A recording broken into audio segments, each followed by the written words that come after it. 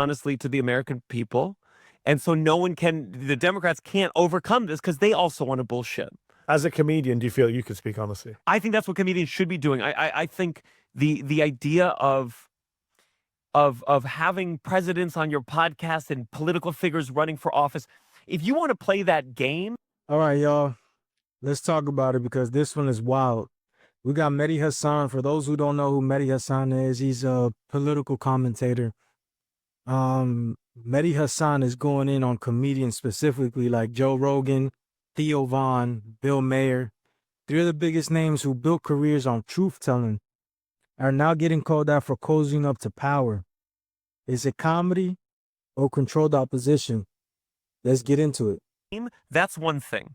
If you want to go there and be a journalist, and some of it's like comedians kind of flirting with journalism at the same time that journalists were flirting with comedians, and I say that ironically, we are on a show like that. But then you have to be held to different accounts. If I have a politician on my show, I need to be held to a journalistic standard the same way that if you headlined the DC Improv, they would say, where are all the fucking punchlines? Like if we're going to wait, I'm sure you would. But if we're going to wade in each other's territory, we need to also be. We don't have politicians on the show, right? I do another show in another part of this studio where I grill politicians and I wear a suit and tie. Sure. But on this show, we're having a chat about comedy. I was going to say no tie. I was very disappointed. I know. People do get disappointed. That's the problem with this cozying up to these, and suddenly they're being invited to things, and I go, well, then you're not a fucking comedian anymore. You are a propagandist. And you are coming up these people going to the inauguration. Comedians. Joe Rogan was at the inauguration. Joe Rogan. Theo Vaughn. But these are proudly independent media, independent broadcasters. Not, Once you turn up at the inauguration of a president, whether Democratic or Republican, how independent are you? We all know, certainly, and you have to contend with this more than I do, but when you criticize someone publicly, it's harder if you know them. It's harder if you get dinner with them. It's harder if you text them sometimes. And I do not think comedians have the power, the strength to be cozying up, go to the events, drink the wine, hang out, party, go on the jet, and then be honest about their critiques. You've been very critical of what you call the anti-woke comedy movement. Who are they? Joe Rogan is certainly the face of it.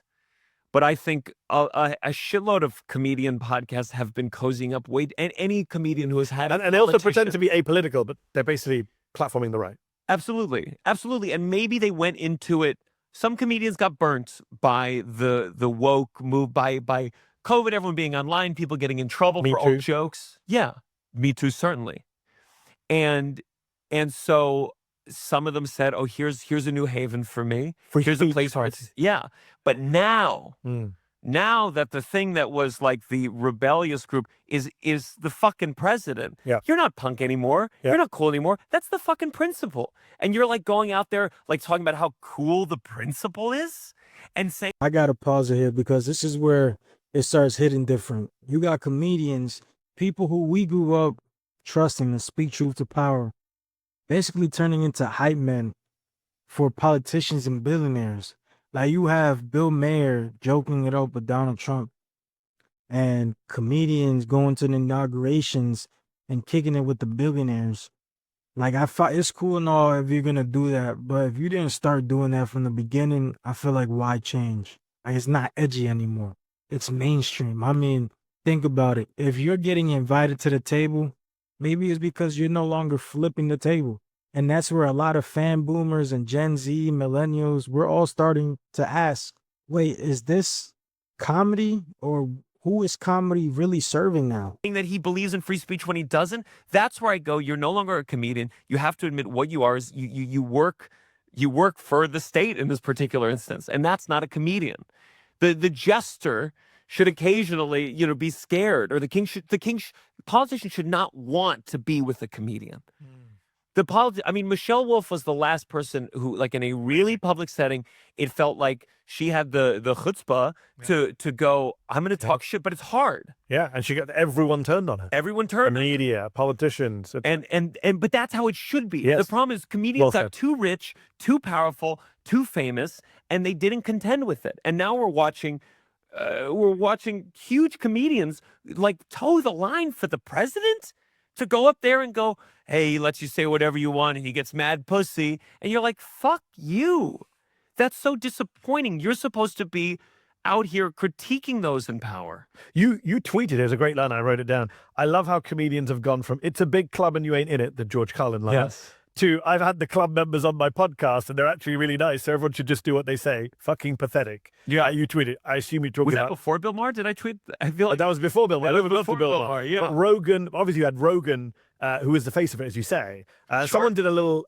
We should pull it up at some point. But somebody did a kind of grid of like Joe Rogan with Chamath, Joe Rogan with Theo, Joe Rogan with Musk, like all these billionaires, and it's like, huh? Like, as you say, that's the principle. These are the richest men in the planet. And then you're supposed to look make fun of them. They'll look at Rogan with Bernie and they'll go, look, he kind of agrees with Bernie on this. 10 years ago. And it's like, yeah, I don't think he has a strict political ideology because he never became a politician. He's just a dude, but he's not analyzing himself or asking himself the question of like, how are these people using me? Yes. And I think a lot of comedians, we're about to see with Bill Maher, they really do believe in their soul.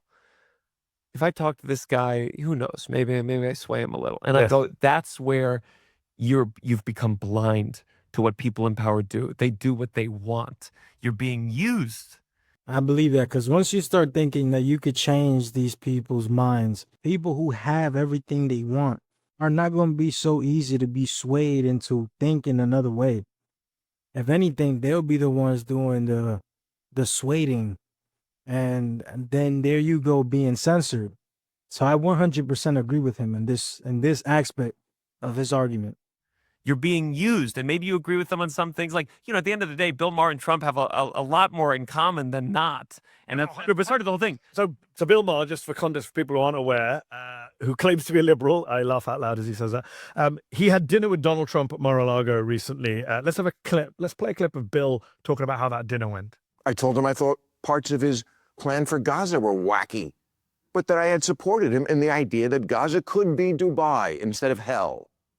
I told him he was wrong when he tweeted the night before that I was critical of all things Trump. Not true. Check the tapes. Moving Israel's embassy to Jerusalem, loved it. The border did need to be controlled. I'm glad the cops are getting their morale back. Bill Maher, you talk about it wasn't so long ago.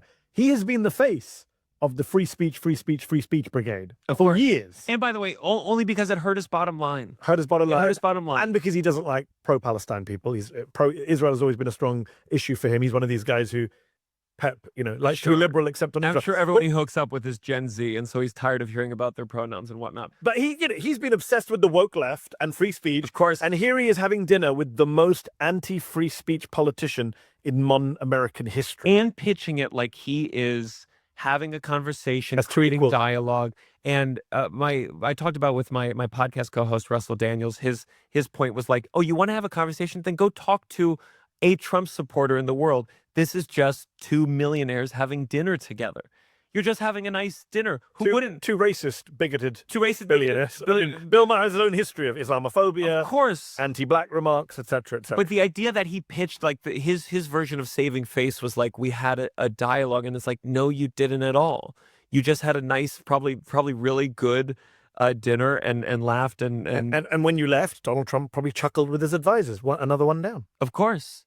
And I just think people need to look at Bill Maher, talk about bullshit, and just go, okay, this is not a comedian anymore. This is kind of a pseudo-journalist who hides behind the face of comedy, where there's a lot of that these days, both sides, comedians kind of pretending to be journalists and vice versa, and go, based on his own, if you think Trump tried to overturn the election and thwart democracy. Yes. If you think that and you purported that, why the fuck would you have dinner with him?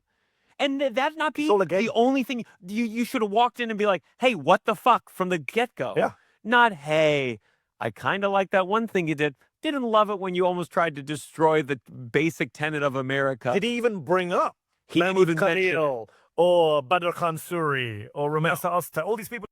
And look, I'm not saying comedians shouldn't talk to people with power. But when Bill Maher sits down and has dinner with Trump and calls it a dialogue, you kind of have to ask, was anything really challenged? Or was this just another PR dinner with punchlines? Because it's not about being woke or anti-woke or any of that. It's about keeping it real and being real to yourself. Because if you build your career calling out BS, Bill Maher, for example, you just can't pivot into cozy chats with the same folks you once roasted. That's not brave. Now he's just branding himself. And for folks watching, whether you're 22 or 62, what are we seeing here is the lines between entertainers and influencers are getting real blurry. And to me, that's worth talking about. He's a free speech champion. Aren't these the biggest free speech cases of our time? Of course, this was the religious guy. This is the guy who went on and on about religion and suddenly is on his own show saying, well, Israel was promised to the Jews in the Bible. Ever heard of it? And you go, that's, again, the truth. Well, Although you said that he was a comedian until he went to see Trump. I would argue he wasn't a comedian for a long time. He's not been funny for many years. Sure. I think Norm Macdonald says something like he's the least funniest person I've ever heard claim to be a comedian. Again, it's just like he uses comedy to disguise that it's just kind of a light political opinion show, and old school bigotry. And you know, a lot of people listen to him. That's what's shocking. I don't know how anyone likes that kind of smarminess. A lot of his audience nowadays are kind of right wing, as you say. Even Bill Maher, like he plays that role of even liberal Bill Maher. You'll see that Fox News, Daily Mail headline everywhere, and he validates for a lot of quote unquote centrists and conservatives. Like but my point is like, what is liberal about him these days? Of course, but it's just this. It's just that he has the memory of a goldfish, and he certainly does it. I'm sure he's smarter and manipulative in a way, but people have this memory of a goldfish where it's like, who cares if Trump is nice? Who cares if Trump gives you a free hotel room for a week? Who gives a shit? Yeah. Look at the actions of this person and be angry every day. And Maher in this one moment, he's clearly just trying to rebalance himself, recalibrate, make sure he could maybe get some more Republican folks. Yeah. You can't trust. You have to be skeptical of all entertainers and news people and people who want viewers. You have to keep that in the back of your head. I don't think anyone can understate